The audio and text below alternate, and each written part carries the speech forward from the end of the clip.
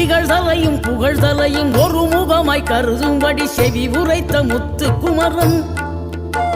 நீ வறுமையையும் வளமையையும் சமநிலையாய் உணரும்படி மதி கொடுத்த செல்வ குமரன் தடை 100 வந்தாலும் செயல் வெற்றியாக்கி தரும் தாராள குணம் கொண்டவன் நீ வலை வீசும் அறிவுக்கு தொலைவானவானாகி மாறாது அருள் செய்பவன் தீராத காதலோடு திருவடியை தொழுபவர்க்கு திரவியமே தருகின்றவன் நீ தாராள உள்ளமோடு தவக்கோலம் கொண்டு பெறும் தார்மீக பொருள் தந்தவன்